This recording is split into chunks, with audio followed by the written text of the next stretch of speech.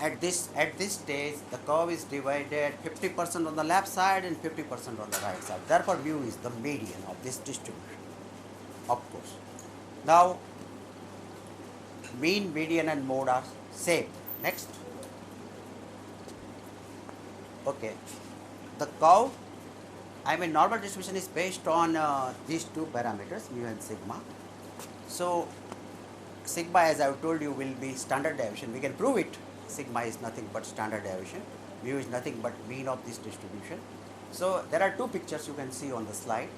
One normal distribution is with mean 60 and standard deviation 4. It is sigma square is over 16. Sigma square is called variance, and sigma is standard deviation. So, sigma is 4, you can see in the first normal distribution. And in the second distribution, y, the mean is 130 and sigma is 3.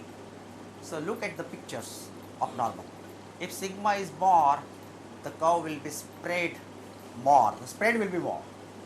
So, sigma indicates the spread. Sigma is the measure of spread of this normal curve, and mu indicates the centering, where the curve is centered. Okay, so these two things are to be noted. Of course, the bell shape will be preserved. Whatever will be the value of sigma, bell shape is going to be preserved. There is no problem about it. Okay, next slide. Here again the same thing. Sigma values are different. If sigma is more, the curve is more flattened, and if sigma is less, you can see different pictures are there. Normal shape is everywhere, and you can see if sigma is less, you can see the curve is very synchronized, very, very compact in that sense. Okay, next. Now, we can see that all odd order central moments. Now, central moments, as you know, is defined if you want to find out rth order central moment. It is expected value of x minus mu1 prime raised to r. So, in fact, it's a moment about mean. Mu1 prime is, perhaps you know that mu1 prime is mean of the distribution. So, this is the rth order central moment. Now, in normal distribution, all the odd order central moments are 0. That can be proved. So, mu1 is 0, that is true. I think you know that mu1 is 0, that is true everywhere. But what is the speciality of normal distribution? That mu1 is 0, mu3 is 0, mu5 is 0. In fact, mu2n plus 1 is 0. Now, this also can be proved very easily, and this comes from a basic odd function property of integral. It comes in 3 steps merely. Okay. But we can find even order moments, even order central moments. There is a formula on the slide. That is mu2n. It will be the next, I think, in the next slide. Mu2n is 1, 3, 5, 2n minus 1, sigma raised to 2n. That is even order central moments we can find out. Using this formula, we can find out mu2, and mu2 is second central moment. It is sigma square, and mu4 is 3 sigma raised to 4. In fact, mu1, mu3, mu5, they are all 0. So, beta 1, if you want to find out, beta 1 is skewness coefficient. So, beta 1 is mu3 square upon mu2 cube. This is the formula. And mu3 is 0, therefore beta 1 is 0. Beta 1 is 0 means the curve is neither positively skewed nor negatively skewed. It is very much symmetric. It is very much symmetric. So, beta 1 greater than 0 means, suppose some curve may be like this. This is not normal. Here you see that the right tail is extended more on the right. This tail, right tail is extended more compared to the left, and therefore here beta 1 should be greater than 0. In fact, root beta 1 should be greater than 0 in this type of one. And for negatively skewed distribution, root beta 1 will be less than 0. This is neither positively skewed nor negatively skewed. It's exactly symmetric. Okay. We can find also the moment generating function of normal distribution. The moment generating function of normal distribution, it is equal to, You know moment generating function mxt, it's a function of t and it is defined as expected value of t raised to tx, where t is any real number. It can be any real parameter. This is the basic definition of moment generating function. And moment generating function may exist, but in case of normal it does exist, and it is equal to e raised to mu t plus 1/2 t square sigma mxt. In case of normal, if x follows, now there is a symbol, x follows normal distribution, these two parameters mu and sigma square, mxt will be equal to e raised to mu t plus 1/2 t square sigma square. Now this also can be derived, very simple to derive, and for that we will derive it provided we have time later on. Okay, let us go to the next. Characteristic function is also mentioned. Now in characteristic function, just to replace t by it, you will get the characteristic function. And next property is ninth property, that is linear combination of independent normal variables is also a normal variable. Suppose x1, x2, x3, they all are normal. Now normal distribution you can apply in a variety of situations. You can apply x1 is the random variable corresponding to IQs of first college. I will give you a very simple example. x2 means IQs of the second college, and x3 means IQs of students of the third college, and they all follow normal distribution with different parameters. And suppose they are independent. Now if you make any linear combination of them, a1, x1, this will be a new variable. It will be a new variable and it will also follow normal distribution, and their means and variances we can find out. Means mean of this fellow, mean of this function, and mean of variance of this function we can find out. Okay. So it is indeed follows normal distribution.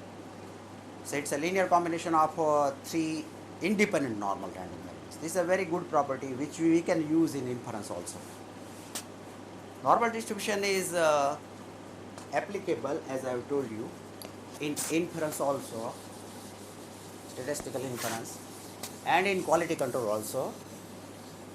My dear students, you must have studied mathematical statistics, some part of mathematical statistics, in which there is a theorem, basic theorem, very fundamental theorem of mathematical statistics. If somebody asks you, which is the fundamental theorem of mathematical statistics, it is, you know, central limit theorem, CLT, central limit theorem.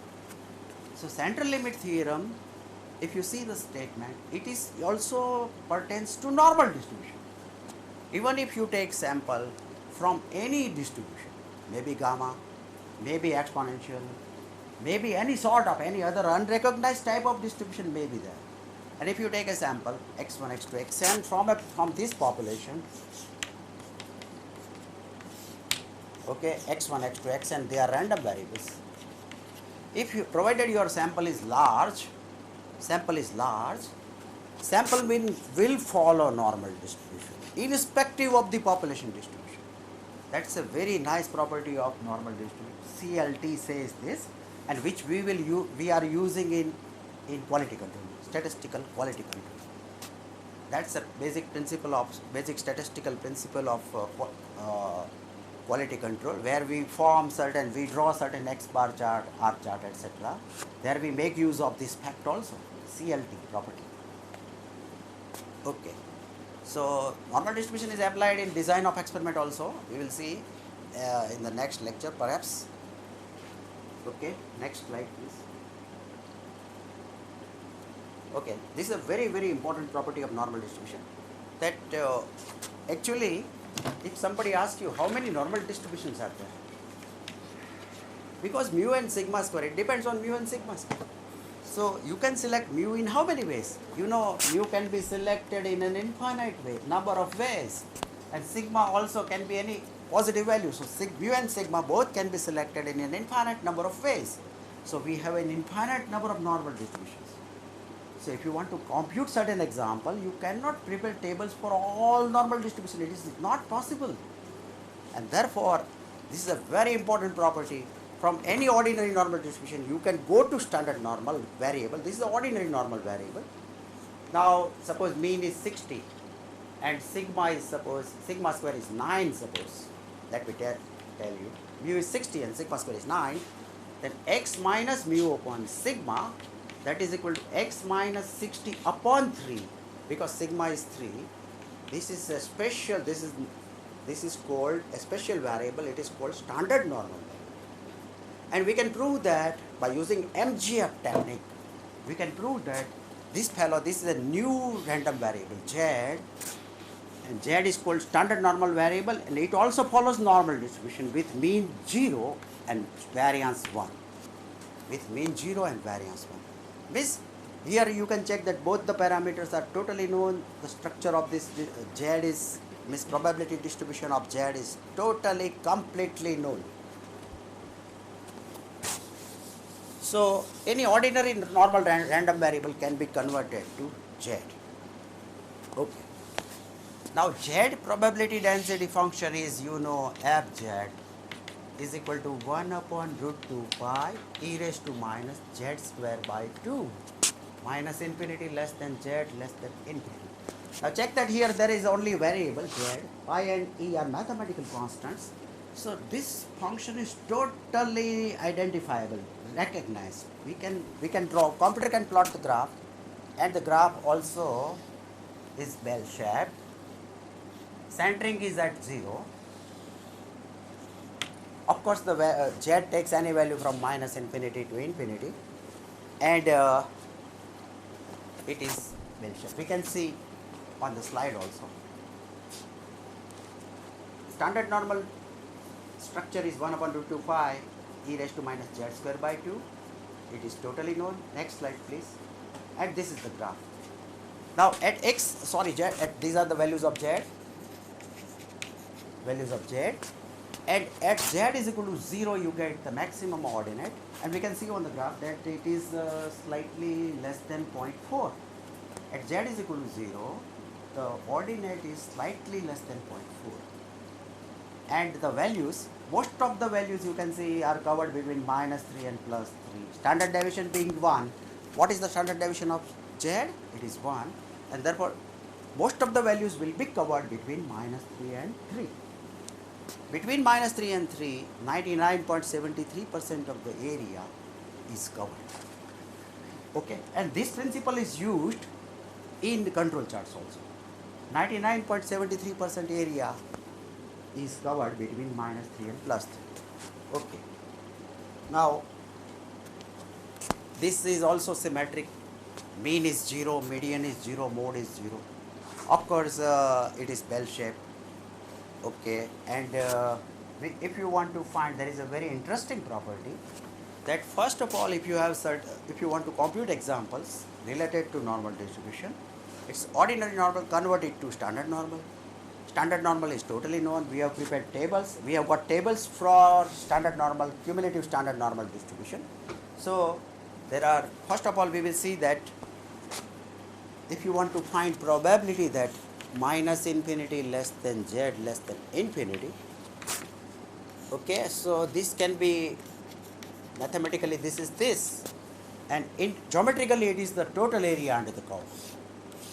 It is the entire area under the curve, standard normal curve it is called. This one is called standard normal curve.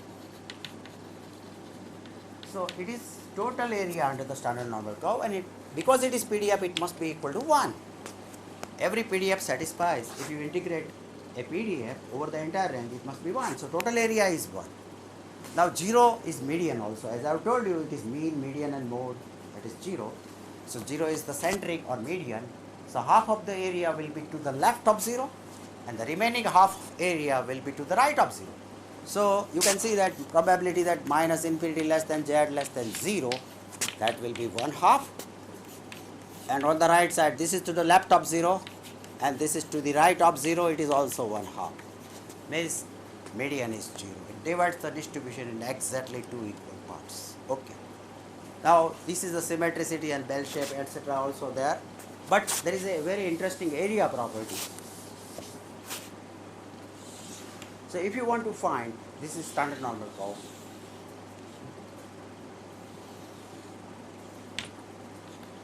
Okay. Now suppose you want to find this sort of, what is the probability that probability minus infinity less than z less than 1.3. So where will be 1.3? Of course 1.3 will be on to the right of 0. These are the values of z. So I want this probability of this specific interval minus infinity to 1.3. This shaded area is this much. So we have got tables available for this sort of, to find out probability of this sort of interval. We will show the tables.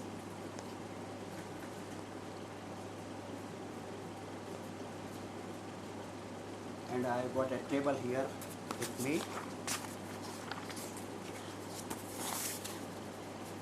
This is the first page. On the first page, minus values have been tabulated, minus values of z have been tabulated, and on the second page, positive values of z have been tabulated. Okay. So there, I have got a PDF file of cumulative standard normal distribution also. We will see later. We can use the table to manipulate any type of probability. If you want to find out, we can find out. Let us see example number 1.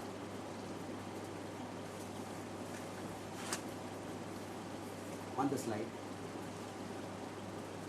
So